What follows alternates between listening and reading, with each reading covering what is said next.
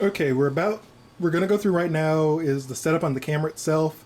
The camera I'm using is my trusty Panasonic. It's nothing super spectacular. You could actually, if you wanted to, I mean, I used to use this one for a long time. This was my old 2 megapixel FinePix 2650. I mean, I've had this thing since, well, since they came out, and it still takes a really, really good picture. Has a ton of different options in it. Most of the options that are in this little basic point and shoot are also in my bigger camera. It's just easier to show you on the bigger camera screen, so I'm going to go through that one.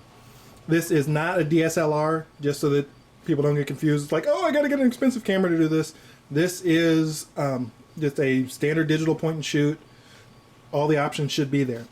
This one has, for controls, I mean, I've got my normal control pad here. I've also got a little control stock here, all the buttons on top. The big things, though, that we're going to be looking at, and I'm probably going to need something to point with a little bit better, so let's grab our trusty paintbrush. Dun, dun, dun. Grab the paintbrush pointer. This one is going to show us a few things that not all cameras will. So I'm going to start going through just the options that I have on my camera right now. Right now, at the end of the little pointer, you can see that I've got my flash turned off. This particular camera has an anti-shake. That's what that little hand is with the little bubbles around it. Up here at the top, I'm set for an ISO 100. Pretty decent range for us to actually do these in, and actually it's probably the best because you are shooting stuff that's fairly small, fairly up close, and you have total control over light. I'm doing 7 megapixel image. I can actually adjust it on this camera if I wanted to go higher or lower. I'm actually shooting in RAW mode. We'll get into RAW mode in another video where I go deeper into it. Basically, it's whatever comes in the lens, that's exactly what it records. It doesn't change it to JPEG or anything stupid.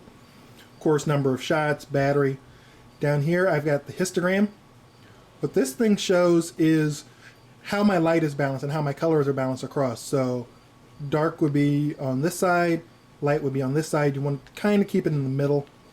My focus square. On this one, a little hard to see, but it says AF and there's a little flower. What that tells me is that the camera's in macro mode.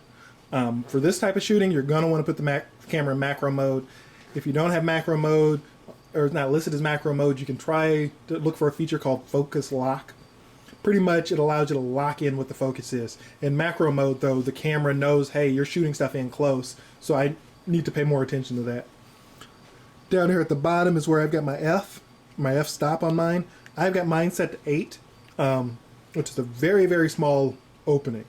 The higher the F-stop, the smaller opening, the more light you need. But it also has the benefit of shortening your depth of field, so your background doesn't end up as crystal clear and crisp, which you don't really want. You want to focus in on your subject, not on the background for these kinds of things. So on my camera, went through and I did all my settings, and it's like I can go through here. Whoops, that's my review. Wrong button. Get out of that. Other feature that you're going to use, I mean, once you've got your camera set, like I said, you're going to set F8 and all those. Big feature you're going to use is the self timer. Most point and shoot cameras do not have a remote shutter, so you're going to want to do the time shot. You're going to want to do the time shot. What this does is it takes you out of the play of the picture, so that you're not worried about shaking your hand shaking or anything else like that when you're doing the picture. This camera's all set, so